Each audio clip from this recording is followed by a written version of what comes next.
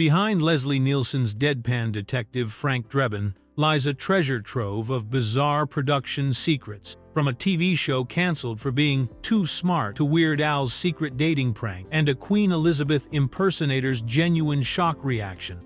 The 1988 comedy classic harbors surprising casting rejections, accidental filming mistakes that became iconic moments, and celebrity cameos with unexpected backstories that reveal how this spoof masterpiece almost never existed.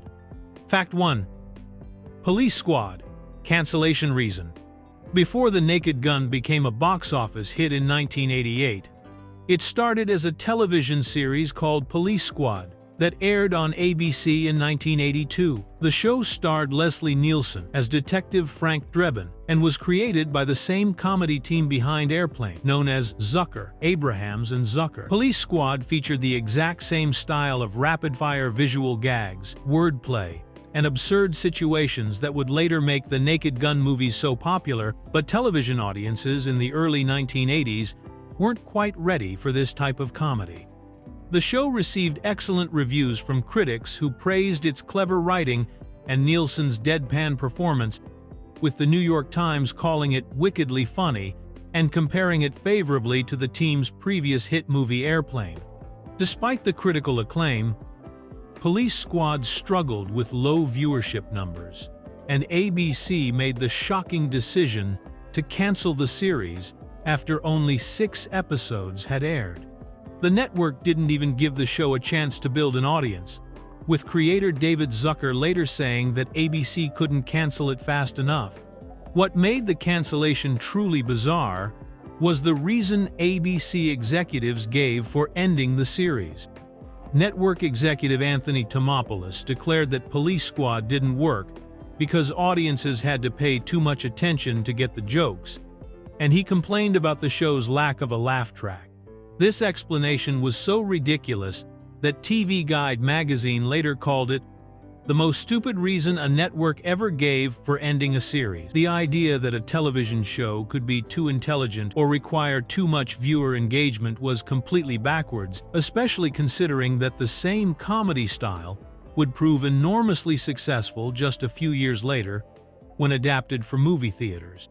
The canceled Police Squad episodes eventually found new life through cable television reruns and home video releases, where they developed a devoted cult following. When the Zucker brothers finally got the chance to bring Frank Drebin back to life in The Naked Gun, they proved that audiences were indeed smart enough to appreciate their brand of sophisticated slapstick comedy. Fact 2. Weird Al's dating prank. Weird Al Yankovic's cameo in The Naked Gun was his very first appearance in a major Hollywood movie, but he turned this milestone into an elaborate prank that he played on multiple unsuspecting women. The musical comedian had a small but memorable role in the film where he appears as himself getting off an airplane, causing Frank Drebin to mistakenly think that reporters gathered at the airport are there to interview him instead of the famous musician. What made Yankovic's cameo particularly unusual wasn't just his appearance in the movie, but what he did with it during his personal life. Yankovic was single at the time of the film's release in 1988, and he decided to use his movie appearance as the ultimate first date surprise.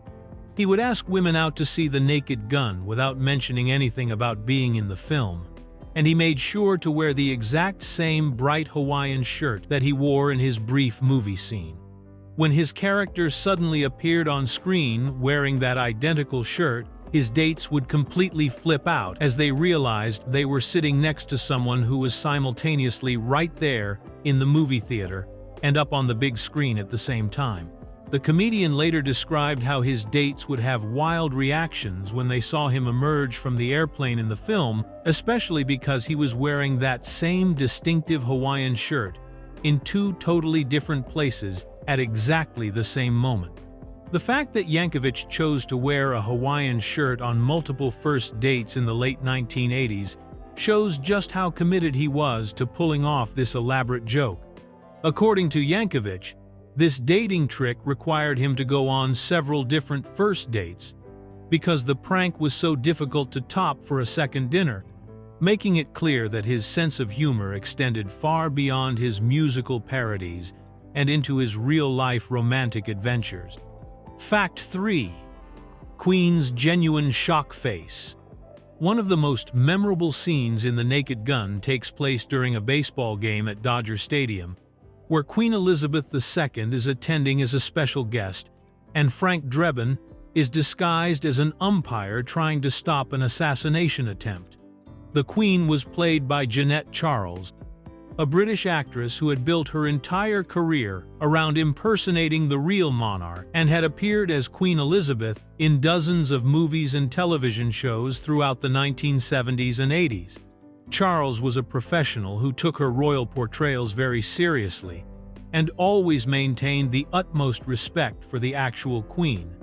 But during the filming of The Naked Gun, she experienced a moment of genuine shock that ended up making the scene even funnier.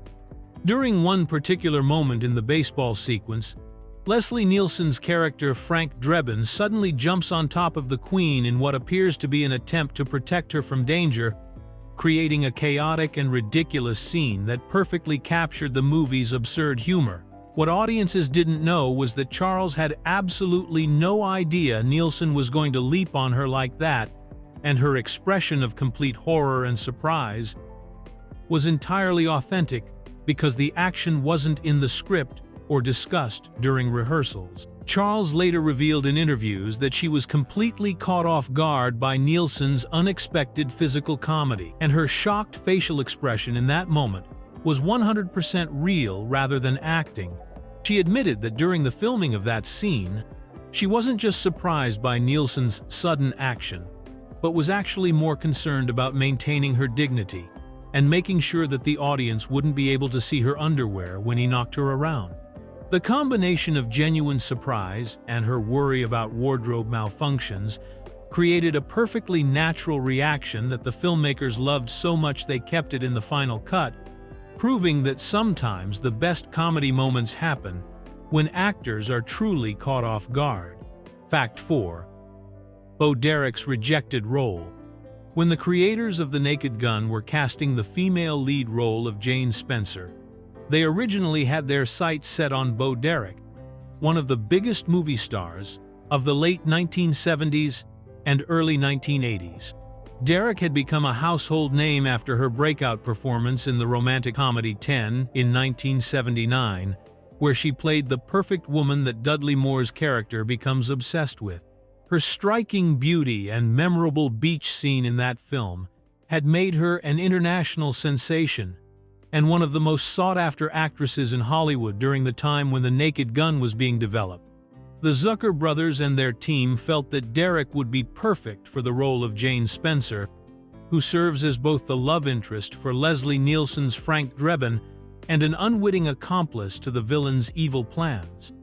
Jane Spencer was written as an intelligent and beautiful woman who works as an assistant to the main antagonist, but has no idea about his criminal activities, making her both sympathetic and romantically appealing to audiences.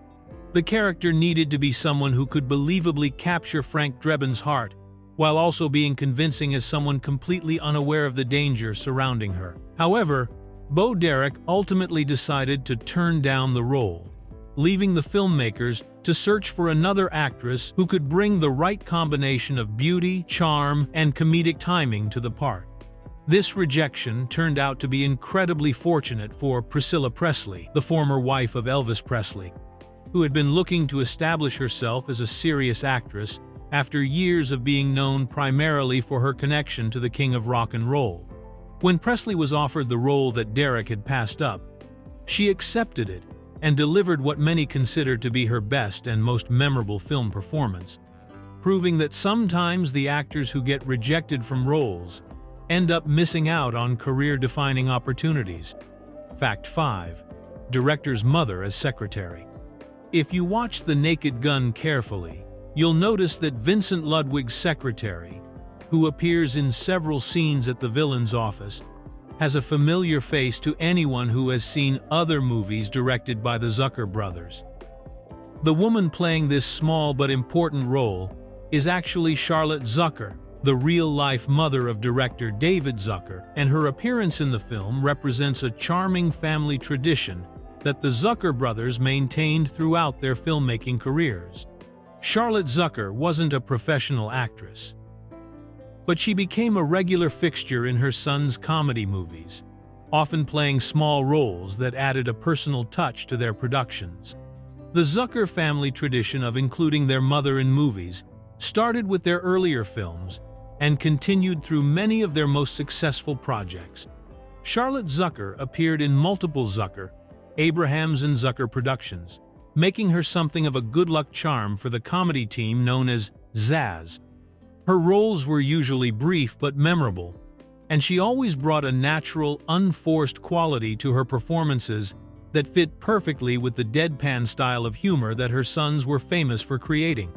In The Naked Gun, Charlotte Zucker's character as Vincent Ludwig's secretary serves an important function in the plot, as she works in the office where much of the villain's evil planning takes place. Ricardo Montalbans' character Vincent Ludwig uses his legitimate business as a cover for his criminal activities, and his secretary would naturally be aware of his daily schedule and appointments, even if she doesn't know about his illegal schemes. Having David Zucker's actual mother play this role added a layer of insider humor for the filmmakers and their families, while also demonstrating the close-knit nature of the Zucker brothers' creative process. This type of family involvement in filmmaking shows how the Zucker brothers approached their movies as collaborative efforts that extended beyond just the professional cast and crew, incorporating people from their personal lives who could contribute to the warm, communal atmosphere that made their comedies so successful and enduring. Fact 6. Stadium Team Switcheroo. The climactic baseball scene in The Naked Gun was originally written to feature the Los Angeles Dodgers as the home team, which would have made perfect sense since the entire sequence was filmed at Dodger Stadium in Los Angeles. The filmmakers had approached the Dodgers organization about using their team name and allowing their players to participate in what would become one of the most memorable sports scenes in comedy movie history, but they ran into an unexpected problem that forced them to completely change their plans at the last minute. When the Dodgers executives read the script and saw that the baseball game would end with a massive bench-clearing brawl involving players from both teams throwing punches and creating complete chaos on the field, they immediately refused to allow their team to be associated with the movie. The Dodgers were concerned about their family-friendly image and didn't want their organization connected to a scene that showed baseball players engaged in violent fighting, even though the sequence was clearly meant to be comedic and absurd rather than realistic or promoting actual violence.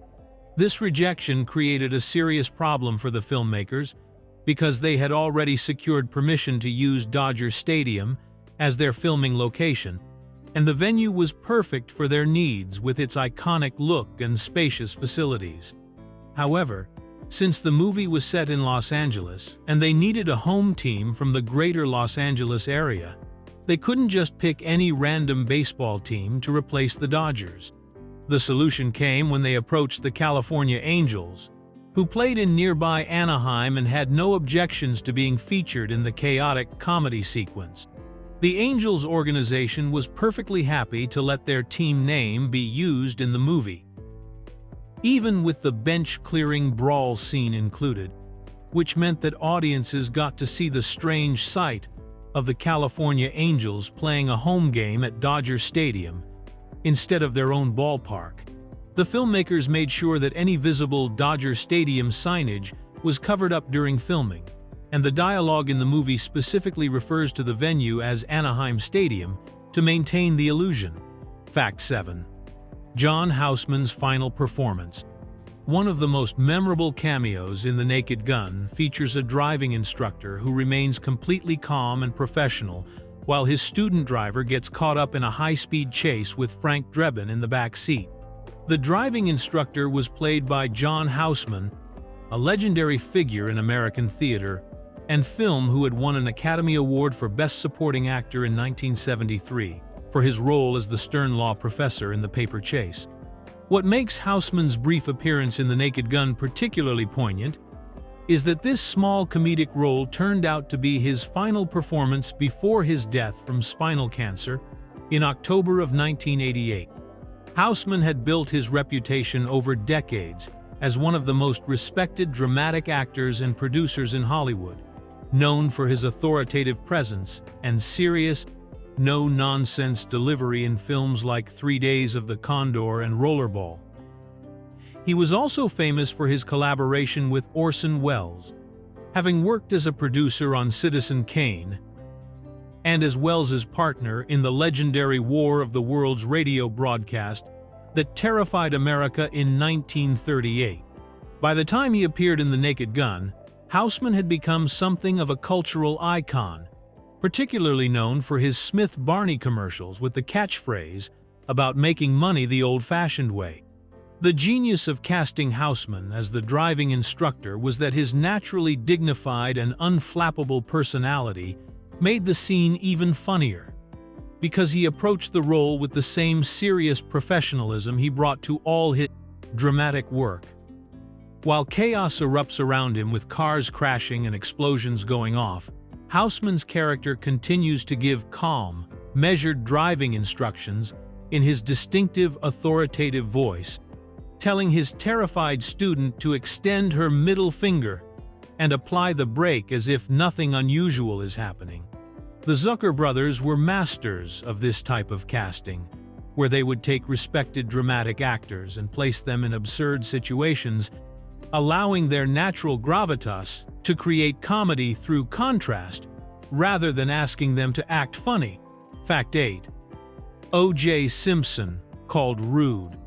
During the filming of The Naked Gun, the cast and crew had plenty of opportunities to interact with each other during the long days of shooting, and most of the actors left positive impressions on their fellow performers. Jeanette Charles, the professional Queen Elizabeth impersonator who played the monarch in the movie's baseball sequence, worked closely with several of the main cast members, and later shared her candid observations about their behavior on set. Her comments provide an interesting glimpse into the personalities of the actors behind their on-screen characters, revealing some surprising differences in how they treated their colleagues during production.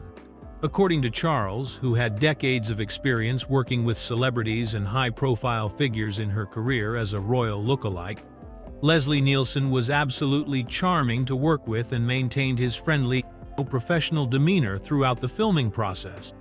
She also praised Priscilla Presley for being gracious and pleasant during their interactions, describing both Nielsen and Presley as genuinely nice people who made the filming experience enjoyable for everyone around them.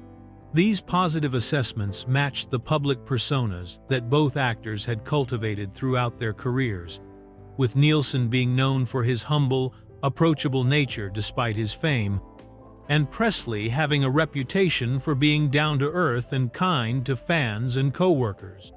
However, Charles had a very different experience with O.J. Simpson, who played Detective Nordberg in the film, and was still widely regarded as a beloved sports hero and emerging actor at the time. In later interviews, Charles specifically mentioned that while Nielsen and Presley were charming, Simpson was rude during the production, though she didn't elaborate on the specific incidents or behaviors that led to this assessment. This observation was particularly notable because it came from someone who had worked with many different types of personalities throughout her long career in entertainment, and was generally diplomatic in her public comments about other performers. Charles's honest recollection provides a rare behind-the-scenes glimpse into Simpson's behavior during what was still considered the height of his public popularity. Fact 9. Reggie Jackson's only line. Baseball Hall of Famer Reggie Jackson had a pivotal role in The Naked Gun as the unwitting assassin who gets hypnotically programmed to kill Queen Elizabeth during the climactic baseball game. But despite being such an important part of the movie's plot, Jackson only speaks one line of dialogue throughout the entire film. That single piece of spoken text occurs when the villain, Vincent Ludwig, activates his mind control device causing Jackson's character to walk robotically across the baseball field, while repeatedly muttering the chilling phrase, "I must kill the Queen," in a monotone, hypnotized voice that perfectly captures the absurdity of the situation. Jackson was already a legendary figure in Major League Baseball when he agreed to appear in the movie, having earned the nickname Mr. October for his clutch performances in World Series games, and established himself as one of the most recognizable athletes in America. His willingness to play such a bizarre role showed his good sense of humor and ability to laugh at himself, especially since the character required him to portray a brainwashed killer rather than the heroic sports figure that most people associated with his public image. What made Jackson's line even more memorable was how it affected his life outside of the movie, particularly when he traveled internationally in the years following the film's release. Jackson later recounted how he found it ironically funny that his only spoken words in a major Hollywood movie were about assassinating the Queen of England, especially when he would visit countries that were part of the British Commonwealth, or when he encountered British fans who recognized him from the film. The absurdity of being known for threatening the monarch, even in a completely fictional and comedic context, created amusing situations for Jackson during his post-baseball career. Years later, when Jackson actually met members of the British royal family during baseball events in London, he would often think back to his memorable line from The Naked Gun and appreciate the strange coincidence of his movie role involving the very institution he was now encountering in real life. Fact 10. Al Larson Easter Egg. Hidden in plain sight during one of The Naked Gun's opening scenes is a completely random tribute to a college professor that most viewers would never notice or understand, making it one of the most obscure Easter eggs in movie history. The scene takes place at the Los Angeles docks during the first few minutes of the film, where Detective Nordberg, played by O.J. Simpson, is conducting undercover surveillance on a suspicious ship called the I Love You, while using a highly sensitive microphone to listen in on conversations between the criminals inside. As Nordberg moves stealthily around the dock area trying to gather evidence about the drug operation, he stops beside an electrical utility box that has the name Al Larson stenciled on it in official-looking lettering. To anyone watching the movie, this appears to be just another piece of realistic background detail that helps make the dock setting look authentic, similar to the way real electrical boxes and utility equipment often have maintenance worker names or company identifications written on them for practical purposes. However, the name Al Larson wasn't chosen randomly by the movie's prop department or set decorators, but was actually placed there as a personal tribute by one of the film crew members who had studied at Clarion University of Pennsylvania.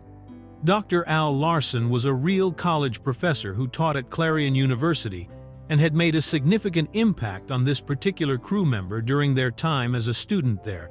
The crew member wanted to honor their former professor by including his name in the movie, even though Professor Larson had no connection to the film industry or the Naked Gun production.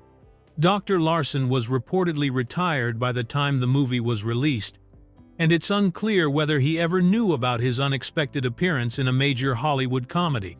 The tribute represents the kind of personal touch that film crews sometimes add to movies as a way of acknowledging the people who influenced their lives and careers, creating hidden connections between the entertainment world and everyday educators who shaped the people behind the cameras. Fact 11. Expired refrigerator joke. One of the running gags throughout The Naked Gun involves Frank Drebin's complete inability to take care of himself or maintain a normal household, and this theme gets perfectly illustrated in a brief scene where he opens his refrigerator to reveal an assortment of disgustingly spoiled and expired food items. The scene works as both a visual joke about Frank's bachelor lifestyle and a subtle commentary on how clueless he is about basic domestic responsibilities. But what most viewers don't realize is that the prop department included a clever hidden reference to the movie's origins that only the most dedicated fans would ever notice or understand. Among the various expired food containers visible when Frank opens his refrigerator door, there's a jar of mayonnaise that has an expiration date clearly marked as 1982, which appears to be just another random example of how long Frank has been neglecting his grocery shopping and household maintenance. The joke seems straightforward enough on the surface, suggesting that Frank is so disorganized and careless that he's been keeping the same jar of mayonnaise in his refrigerator for 6 years, which would definitely explain why his romantic life is such a disaster and why he seems to survive mainly on takeout food and whatever he can find at crime scenes. However, the choice of 1982 as the expiration date wasn't arbitrary or coincidental, but was actually a deliberate reference to the year that the original Police Squad television series premiered on ABC. The prop masters who created Frank's Refrigerator of Horrors specifically chose that date as a way of connecting the movie back to its television roots, creating a subtle tribute to the show that had introduced audiences to the character of Frank Drebin 6 years earlier. This kind of insider reference demonstrates the attention to detail that the Zucker brothers and their team put into their movies, layering multiple levels of jokes and references that could be appreciated by both casual viewers who just enjoyed the surface humor and dedicated fans who caught the deeper connections to the broader Police Squad universe. Fact 12. ESPN Memorial Obituary. When Leslie Nielsen passed away in November of 2010, the sports world lost not only a beloved actor, but also, according to ESPN, one of baseball's most unique and memorable umpires. In a touching and humorous tribute that perfectly captured Nielsen's comedic legacy, the Sports Network published an actual obituary for Enrico Palazzo, the fictional character that Nielsen portrayed during the Naked Gun's climactic baseball sequence. The obituary treated Palazzo as if he were a real person who had made genuine contributions to Major League Baseball, creating a wonderful blend of real mourning for Nielsen and playful celebration of his most iconic sports-related role. In The Naked Gun, Frank Drebin disguises himself as both an opera singer named Enrico Palazzo, who performs the national anthem, and then as a baseball umpire using the same identity, leading to the famous crowd chant of "Hey, it's Enrico Palazzo!" When his true identity is revealed during the chaotic baseball game finale, ESPN's obituary writers decided to honor this character by crafting a completely serious-sounding tribute that documented Palazzo's supposed career achievements and unique place in baseball history, treating him with the same respect typically reserved for real sports figures who had passed away. The obituary noted that Enrico Palazzo was a true Renaissance man who had the rare distinction of both performing the national anthem and umpiring the same baseball game, making him possibly the only person in Major League Baseball history to accomplish such a feat. ESPN also credited Palazzo with being the first and only umpire to eject another umpire from a Major League game, referring to a moment in the movie where Frank's bumbling actions caused chaos among the officiating crew. The tribute further noted that Palazzo was believed to be the first and only umpire to use an upright vacuum cleaner to tidy up home plate, referencing another absurd moment from the film's baseball sequence. This creative obituary demonstrated how Nielsen's comedic characters had become so beloved and memorable that they deserved their own recognition alongside the actor himself. Fact 13. Producer's hot dog cameo. During the Naked Gun's extended baseball sequence, which features a memorable montage of Frank Drebin causing chaos while disguised as an umpire, there's a brief shot of a hot dog vendor working his way through the stadium crowd selling snacks to the baseball fans. What makes this seemingly ordinary background moment special is that the vendor is actually Robert K. Weiss, the film's producer. who decided to give himself a small on-screen role in the movie he was helping to create. This cameo represents a perfect example of the collaborative and playful spirit that characterized the production of The Naked Gun, where even the behind-the-scenes personnel found ways to participate in the fun. Robert K. Weiss had been a long-time collaborator with the Zucker brothers and was instrumental in bringing The Naked Gun to the big screen after the cancellation of the original Police Squad television series. As producer, Weiss was responsible for managing the complex logistics of filming the elaborate baseball sequence at Dodger Stadium, coordinating with Major League Baseball officials, and ensuring that all the various elements of the climactic scene came together smoothly. His decision to appear as a hot dog vendor during this sequence created an amusing meta moment where he was literally selling refreshments to the fictional audience members who were watching the events that he had helped organize and finance. The irony of Weiss's cameo becomes even more entertaining when you consider that as the producer, he was essentially selling hot dogs to people who were watching a movie that he had invested his time, money, and creative energy into making successful. In a sense, he was both serving the audience within the movie and serving the real audience who would eventually watch the film in theaters. This kind of self-aware humor and willingness to poke fun at the movie-making process itself was typical of the Zucker brothers' approach to comedy, where they often included references to the artificial nature of filmmaking and weren't afraid to break the fourth wall or acknowledge the absurdity of their own creative choices. Fact 14. Ricardo Montalbans' honest motivation. In an era when most actors carefully craft their public statements to make their career choices sound noble and artistic, Ricardo Montalban took a refreshingly honest approach when discussing his role as the villain Vincent Ludwig in The Naked Gun. Rather than claiming he was drawn to the character's complexity or excited about working with the talented comedy team, Montalban openly admitted in official publicity releases that he took the role purely for the money and had very specific plans for how he intended to spend his paycheck from the movie. Montalban was already a well-established actor with a distinguished career that included memorable roles in classic films and his iconic portrayal of Khan in Star Trek II, The Wrath of Khan, as well as his long-running role as the mysterious Mr. Rourke on the television series Fantasy Island. By the time he was cast in The Naked Gun, he had reached a point in his career where he felt comfortable being completely candid about his motivations for taking certain roles, especially ones that were clearly meant to be fun rather than serious dramatic challenges. In his publicity statements, Montalban explained that he planned to use his earnings from The Naked Gun to purchase a new Chrysler automobile, showing a level of practical honesty that was both charming and unusual for Hollywood promotional materials. This straightforward admission demonstrated Montalban's down-to-earth personality and his ability to approach his work with a sense of humor, understanding that not every role needed to be a profound artistic statement, and that sometimes actors could simply enjoy getting paid well for participating in entertaining projects.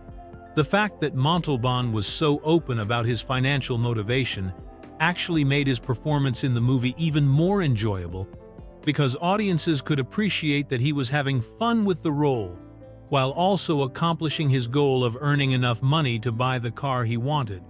His honest approach to discussing the project reflected the same kind of unpretentious, straightforward humor that made The Naked Gun such a successful comedy, proving that sometimes the best performances come from actors who are simply enjoying themselves and being authentic about their reasons for participating. Fact 15. Wheelchair stunt revelation.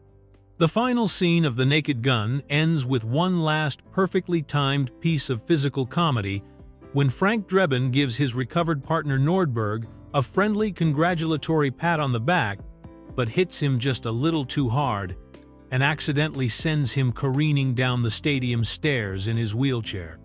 What appears on screen as a seamless moment of slapstick humor actually required some sophisticated stunt work and special effects to pull off safely, since obviously the filmmakers couldn't actually launch O.J. Simpson down a flight of concrete steps in a real wheelchair without risking serious injury to the actor. The scene was accomplished using a combination of careful camera angles and a pneumatic stunt cannon that was designed to safely eject a dummy double from the wheelchair at the precise moment when Nordberg would fly out and land on the baseball field below. This type of air-powered device was commonly used in Hollywood for stunts that required objects or people to be launched through the air with controlled force and accuracy, allowing stunt coordinators to create spectacular visual effects while maintaining safety standards for the performers involved. However, the special effects team made a small technical error during the filming of this sequence that eagle-eyed viewers can spot if they know what to look for and watch the scene closely enough. When the stunt cannon fires the dummy version of Nordberg out of the wheelchair, a visible puff of compressed gas escapes from the device and can be seen on camera for a brief moment before the editing cuts to the next shot. This telltale sign of the mechanical assistance reveals exactly how the stunt was accomplished and breaks the illusion that Nordberg simply flew out of his chair due to the natural momentum from rolling down the stairs. The fact that this technical mistake made it into the final cut of the movie demonstrates how even experienced filmmakers sometimes miss small details during the editing process, especially when they're focused on the overall comedic timing and visual impact of a scene, rather than checking for minor technical imperfections that most audiences would never notice or care about during their first viewing of the film.